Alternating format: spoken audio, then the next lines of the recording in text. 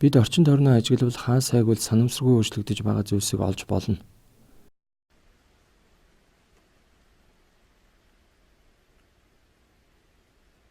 Үнэхээр дуу шууган санамсаргүй өөрчлөгдөж байгаа шиг жинхэнэ санамсаргүй тоонуудыг үүсгэж чадах уу? Дууны утгыг хэмжихэд гарах тоонуудыг бид загвар гэж болно. 1, 2, 3, 4.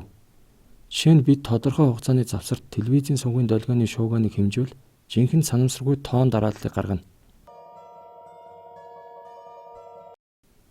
Бид эдгээр санамсаргүй тоонуудыг санамсаргүй зам гэж нэрлэгдэх чиглэл нь өөрчлөгдөх мөрөөгөөр дүрсжүүлж болно. Энэ замын дараагийн чиглэлийг мэдэх аргагүй юм. Санамсаргүй үйл явцын дараагийн үйл явдлыг тодорхойлох боломжгүй байдаг тул тодорхой бус байна гэж ярьдаг. Машинууд бол тодорхой юм. Тэдний үйлдэл тааж болохоор бөгөөд давтагдж байдаг. 1946 онд Вон Ньюман дайны зэвсэглэлд зориулсан ус төрөгчийн бөмбөгний загварыг зохиосон. Энэ яг нэртэй компьютерийг ашиглан цөмийн урвалын процессын ойролцоо загвар дээр дахин тооцоол хийхээр төлөвлөжээ. Гэвч энэ нь санамсаргүй төрөгдөх тоонуудыг олох шаардлагатай болох ба энэ тоонууд заримдаа давтагдаж болно. Энэ яг санах хой хэд хязгаарлагдмал тул урт хэмжээтэй санамсаргүй тоон дарааллыг хадгалж чадахгүй байлаа. Иймээс Ньюман дараах байдлаар санамсаргүй тоог төрүүлэх алгоритм боловсруулсан. Эхлээд үр гэж нэрлэгдэх жинхэнэ санамсаргүй тоо сонгоно. Энэ тоог дууны хэмжээнээс авч болно. Эсвэл яг одоогийн цагны миллисекундээр авч болно. Дараа нь үрийг тооцооны оролт шиг авна. Үрийг өөрөөр нь үржүүлнэ. Дунд талын утгыг нь гаралт болгоно. Ингээд гаралтаа дараагийн үр болгож авна. Ингээд энэ үйлдэлийг хүсснээрээ үргэлжлүүлнэ. Үүнийг дунд квадрат арга гэх бөгөөд урт хуурмаг санамсаргүй тоон дараалал үүсгэх анхны арга болсон. Энэ санамсаргүй байдал нь анхны үрийг хэрхэн авахаас хамаарах ба адилхан үрээр адилхан дараалал үүснэ. Хуурмгаар төрсөн санамсаргүй дараалал болон санамсаргүй дараалал хоёрын хооронд ямар ялгаа байна вэ? Санамсаргүй дараалал бүрийг санамсаргүй замаар дүрслэе.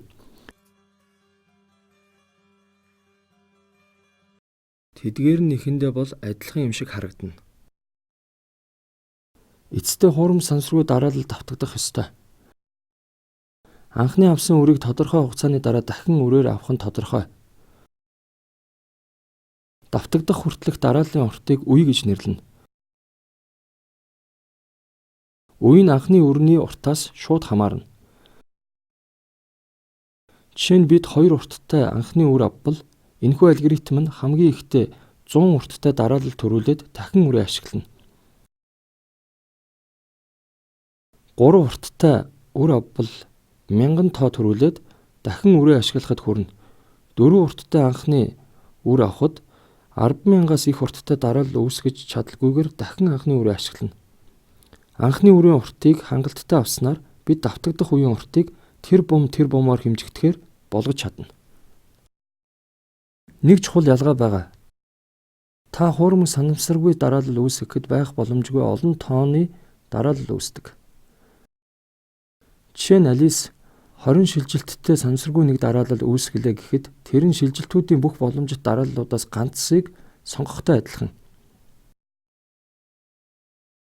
Энэ овоо нь 26-гийн 20 зэрэгт дэвшүүлсэнтэй тэнцүү буюу астрономийн тооны цаас агуулна. Хэрэв бид түүний ёроолдон зогсоод дээш нь гэрэл тусгал оройд нь байгаа хүн уг гэрлийг 200 гаруй сая жилийн дараа л харж чадна. Үүнийг Алисийн 4 цифртэй үр ашиглан үүсгэсэн 20 оронтой хуурмаг санамсаргүй дараалалтай харьцуулъя. 10,000 анхны үрийг боломжит утгаас нэгийг сонгоход харгалзан нэг санамсаргүй дараалал үүсэх ба нийт 10,000 өөр дараалал үүсэх бөгөөд бүх боломжит дараалалд өчүүхэн бага хувь эзлэнэ. Бид санамсаргүйгээс хуурмаг санамсаргүйд шилжихэд түлхүүрийн огторгуйг үрийн огторгуй болтол багасган агшаана. Санамсаргүй төрөгдөх дарааллаас хуурмаг санамсаргүй дарааллыг үл ялгагдан болгохын тулд компьютероор бүх үрийг шалган тохирохыг нь олох боломжгүй байх ёстой.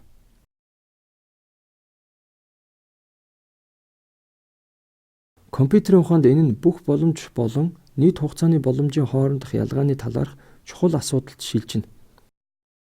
Дугуйны түгжийг худалдаж авахдаа бид үүнийг хэрэглэж болно. Хэн нэгэн зөв түлхүүрийг олж түгжийг онгойлгох хүртлээр боломжит хувилбаруудыг туршиж үзнэ. Гэвч энэ нь хэд хоногийн хугацаа шаардна. Бид 8 цагийн турш хамгаалахад болно. Үрийн уртыг нэмэгдүүлэх нь хамгаалах түгжээний аюулгүй байдлыг нэмэгдүүлж байна.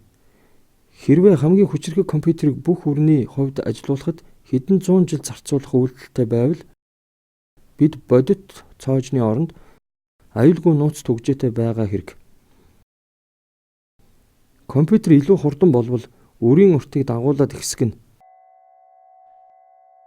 Хуурамч санамсаргүй нь Алис болон Бобыг хэд хурд санамсаргүй дараалал хадгалахаас чөлөөлж өгч чадна. Үнэхээр тэд харьцангуй богино санамсаргүй үрээ солилцсон түүнийгээ задлан шаардлагатай санамсаргүй дараалал гарган авна. Гэхдээ тэд санамсаргүй үрээ солилцохоор огт уулзаж чадахгүй бол яах вэ?